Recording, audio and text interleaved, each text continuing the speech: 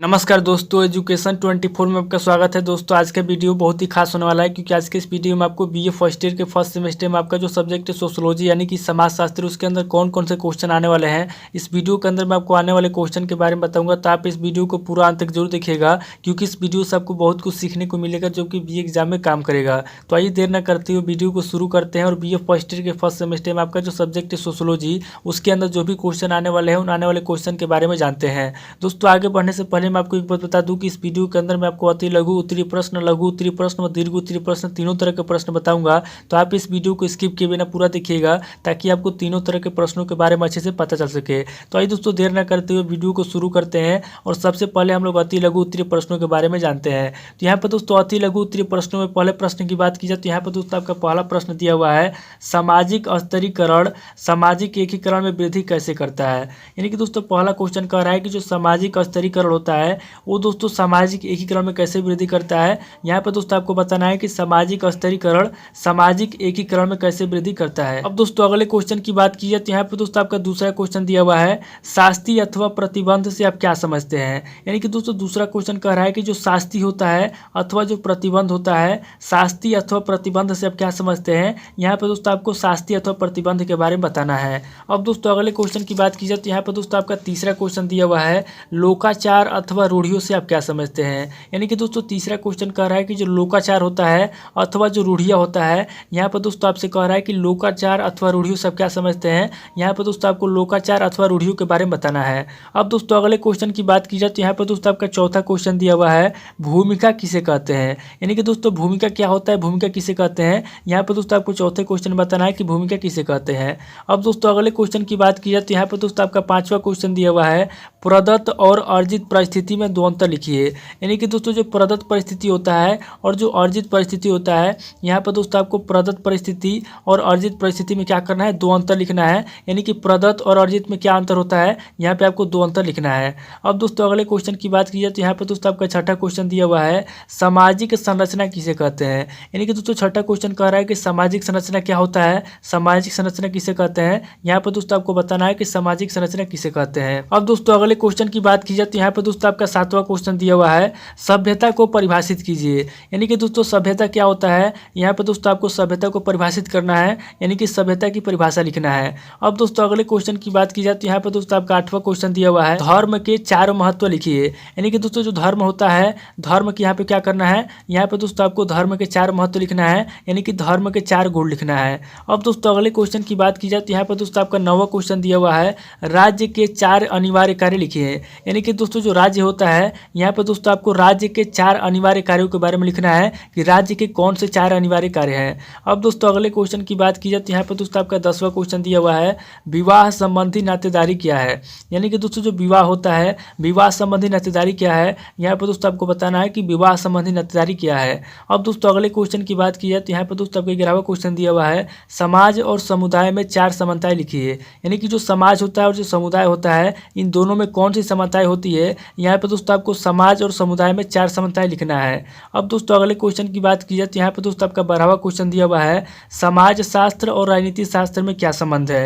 यानी कि दोस्तों 12वां क्वेश्चन कह रहा है कि जो समाज शास्त्र होता है और जो राजनीति शास्त्र होता है, इन दोनों में क्या संबंध होता है। यहाँ पर दोस्तों आपको इन दोनों में संबंध बताना है। तो ये दोस्तों आपके टोटल 12 क्वेश्चन हो गए जो कि आपके अति लघु उत्तरीय प्रश्न में पूछे जाएंगे। अब दोस्तों आगे हम लोग लघु उत्तरीय प्रश्नों के बारे में जानेंगे। तो यहाँ पर दोस्तों लघु उत्तरीय प्रश्नों में पहले प्रश्न की बात की जाए तो यहाँ पर दोस्तों आपका पहला प्रश्न दिया हुआ है, समाज शास्त्र तथा राजनीति शास्त्र के अंतर संबंधों की व्याख्या कीजिए। यानी कि दोस्तों पहला क्वेश्चन कह रहा है कि जो समाज शास्त्र होता है और जो राजनीति शास्त्र होता है, यहाँ पर दोस्तों आपको समाज शास्त्र तथा राजनीति शास्त्र के अंतर संबंधों की क्या करना है, व्याख्या करना है। अब दोस्तों अगले क्वेश्चन की बात की जाए तो यहाँ पर दोस्तों आपका दूसरा क्वेश्चन दिया हुआ है, समाज शास्त्र की प्रकृति की संक्षिप्त विवेचना कीजिए। यानी कि दोस्तों यहाँ पे कह रहा है कि जो समाज शास्त्र होता है और जो समाज शास्त्र की प्रकृति होती है, यहाँ पर दोस्तों आपको समाज शास्त्र की प्रकृति का क्या करना है, संक्षिप्त में विवेचना करना है। अब दोस्तों अगले क्वेश्चन की बात की जाए तो यहाँ पर दोस्तों आपका तीसरा क्वेश्चन दिया हुआ, ध्यान से देखिए। यहाँ पर दोस्तों आपका तीसरा क्वेश्चन दिया हुआ है, समाज से आप क्या समझते हैं।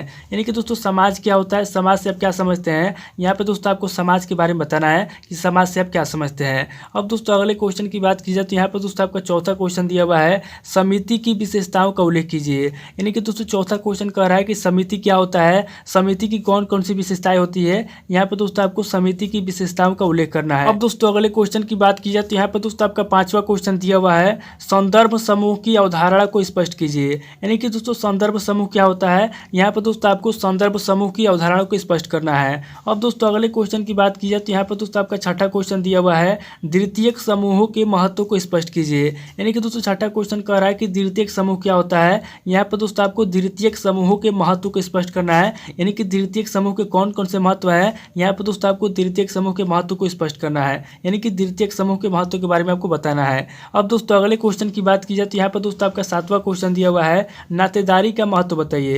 यानी कि दोस्तों यहाँ पे आपको नातेदारी का महत्व बताना है कि नातेदारी का क्या महत्व होता है। अब दोस्तों अगले क्वेश्चन की बात की जाए तो यहाँ पर दोस्तों आपका 8वां क्वेश्चन दिया हुआ है, विवाह के सामाजिक कार्य कौन कौन से हैं। यानी कि दोस्तों 8वां क्वेश्चन कह रहा है कि जो विवाह होता है, विवाह के सामाजिक कार्य कौन कौन से होते हैं। यहाँ पर दोस्तों आपको विवाह के सामाजिक कार्यों के बारे में बताना है। अब दोस्तों अगले क्वेश्चन की बात की जाए तो यहाँ पर दोस्तों आपका 9वां क्वेश्चन दिया हुआ है, संस्कृति की विशेषताएं बताइए। यानी कि संस्कृति क्या होता है। यहाँ पर दोस्तों आपको 9वें क्वेश्चन के अंदर संस्कृति की विशेषताओं के बारे में बताना है कि संस्कृति की कौन कौन सी विशेषता होती है। अब दोस्तों अगले क्वेश्चन की बात की जाए तो यहाँ पर दोस्तों आपका 10वां क्वेश्चन दिया हुआ है, सामाजिक संरचना के तत्वों की विवेचना कीजिए। यानी कि दोस्तों 10वां क्वेश्चन कह रहा है कि सामाजिक संरचना क्या होता है। यहाँ पर दोस्तों आपको सामाजिक संरचना के तत्वों की विवेचना करना है। तो ये दोस्तों टोटल आपके 10 क्वेश्चन होंगे जो कि आपके लघु उत्तरीय प्रश्नों में पूछे जाएंगे। अब दोस्तों आगे हम लोग दीर्घ उत्तरीय प्रश्नों के बारे में जानेंगे। तो यहाँ पर दोस्तों दीर्घ उत्तरीय प्रश्नों में पहले प्रश्न की बात की जाए तो यहाँ पर दोस्तों आपका पहला प्रश्न दिया हुआ है, समाज शास्त्र और इतिहास के मध्य संबंध बताइए। यानी कि दोस्तों पहला क्वेश्चन कह रहा है कि जो समाज शास्त्र होता है और जो इतिहास होता है, यहाँ पर दोस्तों आपको समाज शास्त्र और इतिहास के मध्य में क्या करना है, संबंध बताना है। अब दोस्तों अगले क्वेश्चन की बात की जाए तो यहाँ पर दोस्तों आपका दूसरा क्वेश्चन दिया हुआ है, समिति के विभिन्न प्रकारों को समझाइए तथा समिति और समुदाय की समानताओं और असमानताओं पर प्रकाश डालिए। यानी कि दोस्तों दूसरा क्वेश्चन कह रहा है कि जो समिति होता है, यहाँ पर दोस्तों आपको समिति के विभिन्न प्रकारों को समझाना है और समिति और समुदाय की समानताओं और असमानताओं पर प्रकाश डालना है। यानी कि जो समिति होती है और जो समुदाय होता है, इनमें क्या समानताएं होती है और इनमें क्या असमानताएं होती है। यहाँ पर दोस्तों समिति और समुदाय की समानताओं और असमानताओं पर क्या करना, प्रकाश डालना है। अब दोस्तों अगले क्वेश्चन की बात की जाए तो यहाँ पर दोस्तों आपका तीसरा क्वेश्चन दिया हुआ है, परिवार के प्रमुख प्रकारों का विवेचन कीजिए। यानी कि दोस्तों तीसरा क्वेश्चन कह रहा है कि परिवार के कौन कौन से प्रमुख प्रकार है, परिवार कितने प्रकार के होते हैं। यहाँ पर दोस्तों आपको परिवार के प्रमुख प्रकारों का विवेचन करना है। यानी कि परिवार के प्रमुख प्रकारों का वर्णन करना है। अब दोस्तों अगले क्वेश्चन की बात की जाए तो यहाँ पर दोस्तों आपका चौथा क्वेश्चन दिया हुआ है, सामाजिक गतिशीलता से आप क्या समझते हैं, सामाजिक गतिशीलता के प्रमुख प्रकार बतलाइए। यानी कि दोस्तों चौथा क्वेश्चन कह रहा है कि सामाजिक गतिशीलता क्या है, सामाजिक गतिशीलता से आप क्या समझते हैं, सामाजिक गतिशीलता के प्रमुख प्रकार बताइए। यानी कि सामाजिक गतिशीलता कितने प्रकार का होता है, यहाँ पर दोस्तों आपको सामाजिक गतिशीलता के प्रमुख प्रकार बताना है। अब दोस्तों अगले क्वेश्चन की बात की जाए तो यहाँ पर दोस्तों आपका लास्ट क्वेश्चन दिया हुआ है, पांचवा क्वेश्चन, स्थिति से आप क्या समझते हैं, प्रदत्त परिस्थिति के निर्धारकों की विवेचना कीजिए। यानी कि दोस्तों पांचवा क्वेश्चन कह रहा है कि जो परिस्थिति होता है, परिस्थिति से आप क्या समझते हैं, प्रदत्त परिस्थिति के निर्धारकों की विवेचना कीजिए। तो ये दोस्तों टोटल आपके 5 क्वेश्चन होंगे जो कि आपके दीर्घ उत्तरीय प्रश्न में पूछे जाएंगे। तो दोस्तों इस वीडियो के अंदर मैंने आपको अति लघु उत्तरीय प्रश्न, लघु उत्तरीय प्रश्न और दीर्घ उत्तरीय प्रश्न तीनों तरह के प्रश्न बता दिए। तो आप इन प्रश्नों को नोट कर लीजिए और किसी किताब से या सीरीज से मिलाकर याद कर लीजिए, या फिर अगर आप कमेंट करेंगे तो मैं आपको इन सभी प्रश्नों के उत्तर अगली वीडियो में दे दूंगा। तो दोस्तों आज इस वीडियो को मैं भी स्किप करता हूँ, मिलता है आपसे नेक्स्ट वीडियो में। अगर आपको वीडियो अच्छा लगा तो वीडियो को लाइक कीजिए, शेयर कीजिए और कमेंट करके बताइए कि आपको नेक्स्ट वीडियो किस टॉपिक के ऊपर चाहिए। थैंक यू दोस्तों।